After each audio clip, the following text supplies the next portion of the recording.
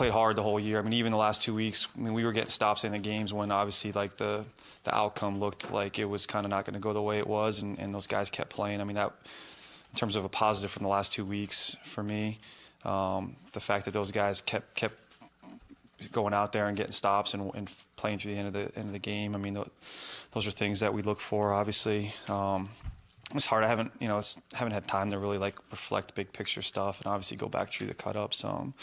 Just statistically, the stuff that again, some of the things that we stress and that we spend a lot of time on that we haven't had success in terms of takeaways, our red zone defense, those things that I know offhand. It's been disappointing. Really our only real positive statistic has been third downs, and we haven't been good in those last 2 weeks. So, those things just off the top of my head, but it really hasn't had a chance to truly examine sort of big picture things and go back. I mean, we're so caught up in the moment, but some of our young players have made some strides this season, and hopefully things that we can build on moving forward with them. Two other concerns I want to ask you about, just from our perspective. Wondering if there are disappointments to you. Coverage of tight ends, and obviously a lot of teams have trouble covering tight ends. It seems more extreme with you guys. And pass rush, 28th in sacks, toward the bottom in pressure per pass play. Are those two areas disappointing to you? I mean, I think obviously everything's been disappointing for us at this point of the year. Tight end coverage, I mean, I'm not sure what Kelsey's numbers were last week. I mean, we obviously tried to put a lot of things into stopping him. I mean, he had a couple big plays, scored the touchdown that, we were kind of draped over him, made a nice play on. The other one was kind of I don't want to call it a trick play, but kind of a rigged up play, the one they kind of shot the guy at the back end. But, I think, again, every week there's challenges. I mean, I think it's just in general, in terms of tight ends, it's been a trend in the league. I mean, those are valuable weapons, as teams, as teams and defenses went sort of, I don't want to say smaller, but to try to match up spread offenses and those things, that to have weapons like tight ends that can still be effective in the pass game against some of those, if you're trying to put smaller bodies in terms of nickels and corners out there, that, tight ends that are hybrid weapons have been, I mean, that's sort of a trend in the NFL in general, I think, and I think that's sort of a task for us is finding sort of similar hybrid defenders that can do those type of things, whether it's safeties or linebackers that we feel can cover those guys. So, I think that's just sort of an ongoing sort of movement. Again, I mean, I was in Cincinnati with Eifert, and he was a challenge for people, and obviously with in our division with Gronk, and even this week with Charles Clay, who's done it for a long time, and those type of things. So I think in general, I think just tight ends. I don't know if it's specific to us or to our defense. Apparently you think so. I think that's just the way the league's going, and that we have to be able to address those issues in terms of those matchups and those type of athletes that are more and more becoming involved in offenses. And what was the other area? Rushes. I mean, yeah, obviously we want more sacks and more production from everybody and from our guys up front. And,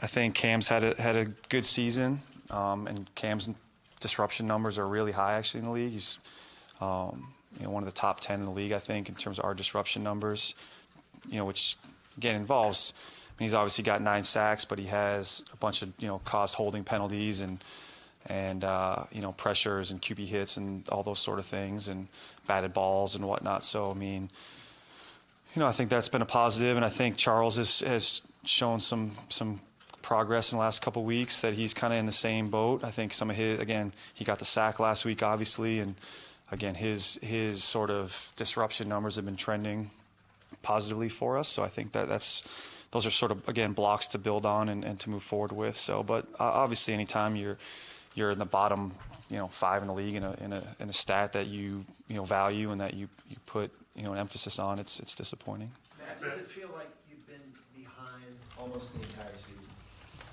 In life or in general, man. I mean, yeah. I mean, no. I mean, listen.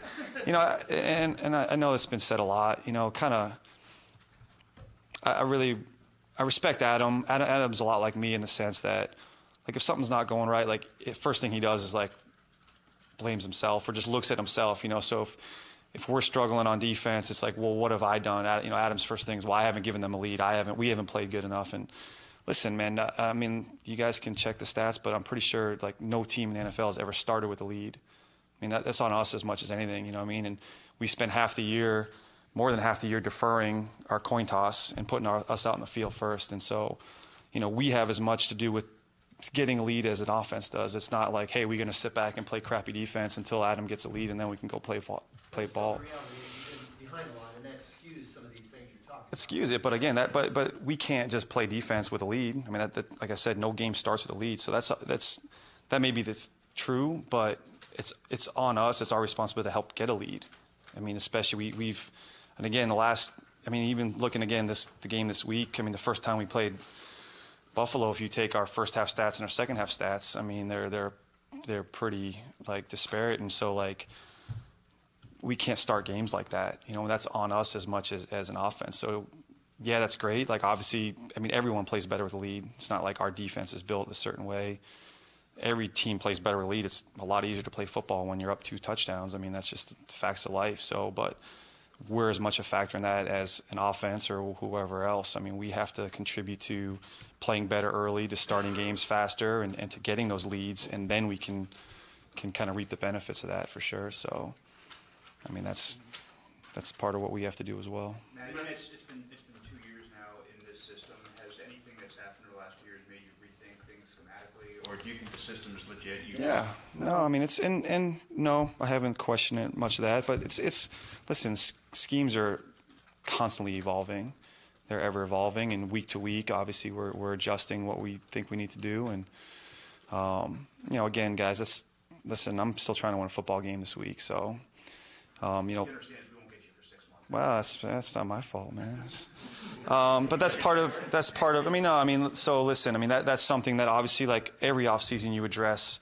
Again, I'm in the heat of it, guys. Like, I'm working on this week and then on game-to-game situation, and obviously you're self-scouting throughout the season, but to really step back and evaluate schematically and say, okay, now you have this body of work, whether it's the last 2 years or obviously this past year with some of the stuff I've been trying to do, like what worked, what didn't, what do I think is where we're lacking, or what do we have to make sure that that's not something that we want to do moving forward. So those will be kind of questions that we'll answer obviously in the next 4 or 5 months, hopefully. But I don't think the scheme is broken per se. Your rookie class, I think I've got them all: Harris, Gottschall, Taylor, Tankersley, Chase Allen, and then Torrey McTyer. Mm-hmm. What have you seen from them, and has the contribution been a little more than you thought it would be at the start of the season? Probably. I mean, we tell the guys when they come in, I mean, the best player's going to play, and we always tell them, hey, I mean, again, just look at the history of the last 2 years here. I mean, in terms of everyone's going to get opportunity, I mean, between injuries and things that happen. So, I think it's been positive for those guys to have some success, not just play. I mean, I can play a bunch of rookies, and it doesn't matter if they don't perform to up to our standards. So I think, at varying levels, they've had sort of moments of success and done some good things that we feel good about being able to utilize some of those players moving forward. It's definitely probably been, again, off the top of my head, it's probably played more rookies this year than I've been around a while. I mean, I've been on some, since I was on some more veteran teams, and even last year we were kind of a little bit more of a veteran squad. So definitely probably played more than I've kind of done in the past. But they earned their spots, they earned their time, and if they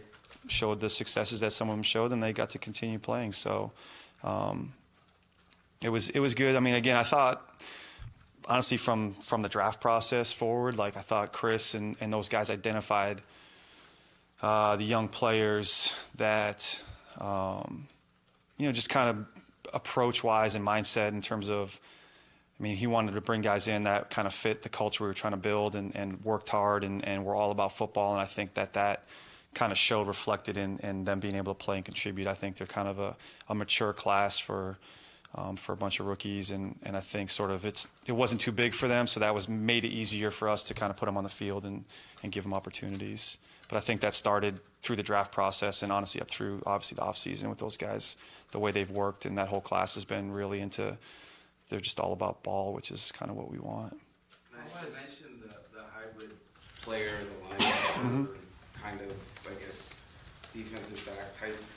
Isn't that T.J. McDonald? Isn't that supposed to be, can't that be him? It could be, yeah. I mean, he's obviously got a skill set that fits like that type of role. Obviously, he's a bigger safety. Again, the issue you get into, you have small safeties and you put them down and they're maybe too small in the run game, or if you have linebackers that can't run with tight ends. I mean, that's the sort of the contrast. I mean, he definitely has a skill set that we feel like we can utilize. Have you not been able to expand on?